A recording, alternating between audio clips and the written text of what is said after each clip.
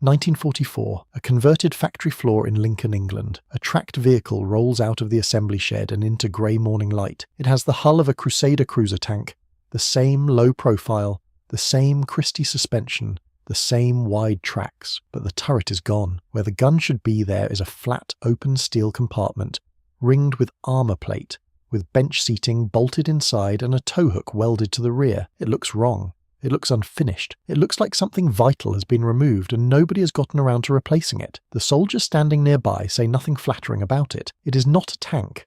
It is not quite a truck.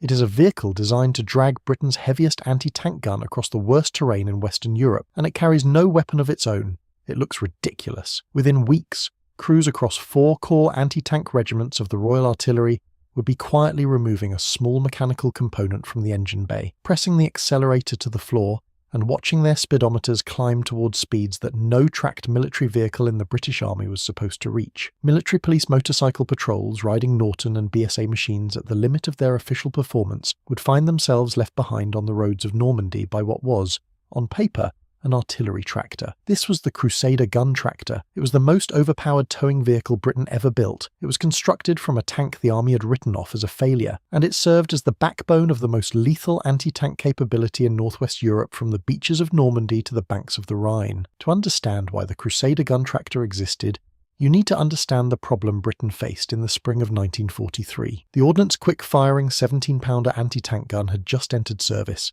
and it was extraordinary. It could punch through the frontal armour of a Tiger tank at over 1,000 yards. It was at that moment the best anti-tank gun the Allies possessed. Every infantry corps that landed in France would need batteries of them positioned ahead of the armour to break up German panzer counterattacks. The problem was weight. The 17-pounder in travelling configuration weighed approximately 3 tons. That was more than twice the weight of the 6-pounder it supplemented. The standard British field artillery tractor, the Morris Commercial C8 Quad, had been designed to pull the 25-pounder field gun. It had a 70-horsepower engine. It had 4 rubber tyres. In dry conditions on a good road, it managed the 17-pounder. In mud, on slopes, in the torn ground of a contested battlefield, it could not do the job. It sank, it stalled, it left anti-tank gun batteries stranded precisely when they were needed most. Something else was required, something tracked, something powerful, something armoured enough that crews could survive the journey from the rear area to the firing position without being cut apart by the machine gun fire and shell splinters that swept any road near the front. The army looked at its inventory and found its answer sitting in storage depots across southern England. By mid-1943, the Crusader tank was finished as a fighting vehicle. Its guns could not penetrate the latest German armour. Its mechanical reliability in the western desert had been abysmal. The Nuffield Liberty engine, a 1930s adaptation of a First World War aircraft power plant crammed into a tank hull, had boiled over, leaked oil, and seized in the heat of North Africa with frustrating regularity. The Sherman had replaced it. The Cromwell was coming. Over 5,000 Crusader hulls had been built, and hundreds of them were now surplus. Engineers at the Ministry of Supply looked at what those hulls still had. They had the Liberty engine. They had the Christie suspension. They had the tracks and the drivetrain. And the Liberty engine, for all its troubles in the desert, produced 340 brake horsepower. The conversion was systematic and deliberate. Foden's Limited built the first prototype. Ruston built 5 more. The production contract went to Ruston and Hornsby of Lincoln, and they began deliveries in March 1944. Before the vehicle ever entered service, engineers applied approximately 40 individual modifications to address every mechanical failure the desert campaign had exposed. New drum-shaped air cleaners replaced the originals that had choked on sand, better seals, improved gaskets, reinforced pipe runs, and a new bevel gear fan drive transformed the engine's reliability. Testing confirmed that these changes had doubled the engine's service life from 1,200 to 2,800 miles. The vehicle that the Royal Artillery received was a fundamentally more reliable machine than the one the Royal Armoured Corps had cursed across Libya and Tunisia. The turret ring was plated over. An open-topped armoured superstructure of 14mm plate was welded in its place, forming a crew compartment that seated the driver at the front in an enclosed position and the gun detachment of 6 men in the rear. The tow hook at the back could take the full weight of the 17-pounder and its limber. The ammunition stowage inside held 40 rounds of 17-pounder ammunition ready to hand. The whole vehicle weighed 19 tons and sat low to the ground on its wide tracks, with a silhouette that could be mistaken at a distance for a combat tank. The governed top road speed was 27 miles per hour. The engine had considerably more to give than that. The governor was the only thing standing between a well-trained crew and something far more interesting. Now, before we get into the combat record and how these vehicles performed from Normandy to the Rhine, if you are finding this deep dive into British military engineering worth your time, hit subscribe. It takes a second, costs nothing, and helps the channel grow. Now, Northwest Europe, 1944, the Crusader Gun Tractor was issued to 4 corps anti-tank regiments of the Royal Artillery, each attached to a corps headquarters within the 21st Army Group. The 62nd Anti-Tank Regiment served with 1 corps, the 73rd served with 30 corps, the 86th, originally the 5th Battalion, Devonshire Regiment, served with 12 corps, the 91st, drawn from the Argyll and Sutherland Highlanders, served with 8 corps. These were not divisional units hunting individual tanks.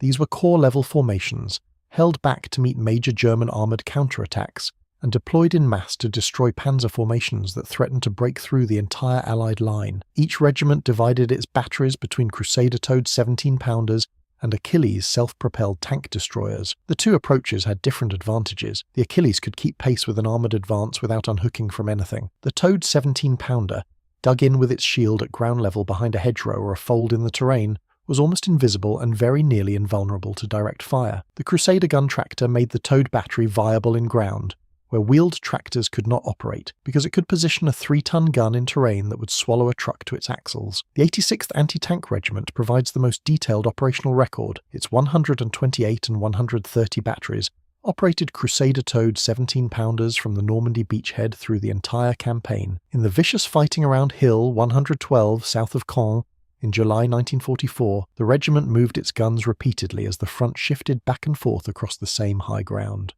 The bocage terrain, with its saturated clay soil and shell-churned fields, stopped wheeled vehicles entirely. The Crusaders crossed it without difficulty. Gun positions that would have taken hours to establish with the Morris C8 were occupied and ready to fire in minutes. During Operation Market Garden in September 1944, the regiment advanced with 30 corps along the single road toward Arnhem. The road itself was contested, flanked by soft ground that swallowed everything wheeled. Crusader gun tractors moved 17-pounder batteries up under fire, repositioned them when German armour threatened the road from the flanks, and towed them out again when the operation's outer limits were reached. The war diary of the 73rd Anti-Tank Regiment notes that Crusader gun tractors were occasionally used as improvised armoured personnel carriers, their steel crew compartments offering protection during vehicle moves through contested ground when nothing else armoured was available. This was not their designed purpose.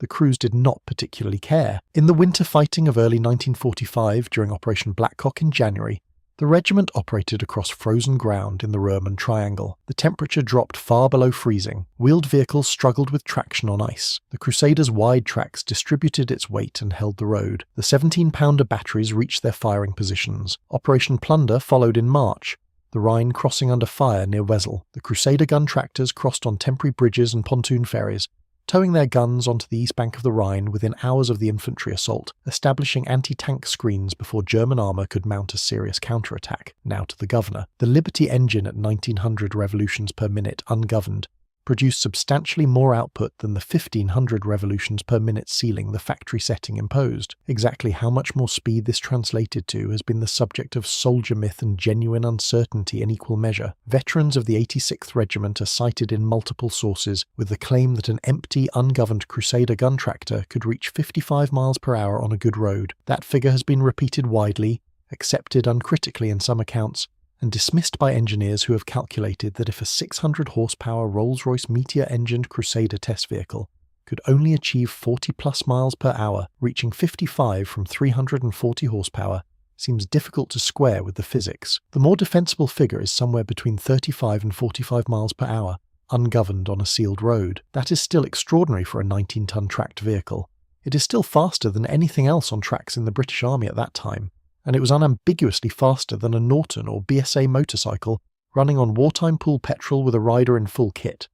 Whether any particular military police patrol was actually left behind by a Crusader crew who had quietly visited the engine bay is unverifiable, because no official complaint or disciplinary record appears to have survived. What is verifiable is that governor removal was practiced at unit level across all theatres, was reportedly carried out almost as a matter of routine by light aid detachments, and was tacitly tolerated by officers who knew what their vehicles were actually capable of. The soldiers called it the fastest thing on tracks. That is almost certainly true within its context. The army did not design it to be fast. The engine simply made it that way, and the men who drove it were not inclined to limit themselves to paperwork. On paper, The Morris Commercial C8 was still a viable artillery tractor. It was reliable, simple, had a range of over 200 miles, and was available in quantities exceeding 10,000. The Crusader had a range of 100 miles on its best day. Its Liberty engine required drivers with tank experience to operate correctly, and finding former Armoured Corps personnel in the Royal Artillery was a constant administrative challenge. Its fuel consumption was 3 to 4 times that of any wheeled alternative. It damaged roads under its tracks, and was considerably louder than a wheeled vehicle, a real tactical problem for batteries relying on concealment at ambush positions. But none of those disadvantages mattered in the specific role it was built for. The moment the ground went soft, the moment the gradient steepened, the moment a gun battery needed to cover 2 miles of saturated bocage in 15 minutes rather than 2 hours, the Morris Quad ceased to be a competitor. The Crusader's 340 horsepower was not a luxury. In northwest Europe, across the specific terrain where the 17-pounder batteries had to operate, it was the minimum force required. The Achilles self-propelled tank destroyer, which shared the anti-tank mission, carried its gun integral to the vehicle and required no towing at all. It was in many ways the more elegant solution, but it was a dedicated fighting vehicle and a limited resource. The Crusader allowed conventional towed guns to achieve the same battlefield mobility as self-propelled weapons in conditions where that mobility was decisive. The two systems complemented each other, and the regiments that operated both consistently employed them in combination rather than choosing between them. After the war ended, the Crusader Gun Tractor was retired from British service almost immediately. It had been purpose-built for one campaign and one gun, and once Germany surrendered, both the campaign and the immediate need had ended. Argentina bought approximately 130 surplus vehicles in the late 1940s and converted them into self-propelled guns, fitting large French artillery pieces to the tracked hull in new superstructures designed by Colonel Bidon. They served the Argentine army through the mid-1950s without seeing combat and were eventually scrapped. Every single one of them. Nothing survives. One Crusader gun tractor survives anywhere in the world. One. It sits at the Overloon War Museum, the Liberty Park in the Netherlands, which liberated it from the same ground where the vehicle's regiments once fought. Of the approximately 600 that Ruston and Hornsby built between March 1944 and the end of the war, that single example remains. 1944, a converted factory floor in Lincoln, a vehicle that looked unfinished rolling into grey morning light. No gun of its own, no turret, nothing elegant about it. It was too thirsty for its 100-mile range. It was too loud for a vehicle that needed to hide. Its crews had to know how to drive a tank before the Royal Artillery would trust them with it. Every one of those criticisms was true, and yet from the beaches of Normandy, through the hedge country south of Caen, along the single road to Arnhem, across the frozen Ruhrmann Triangle, and onto the east bank of the Rhine, it put the war's best anti-tank gun exactly where it needed to be, exactly when it needed to be there, in ground that would have stopped every alternative. 4 regiments, 4 corps, the entire 21st Army Group from first landing to final crossing. The governor was an inconvenience. The engine was not. That is not over-engineering. That is the British Army finding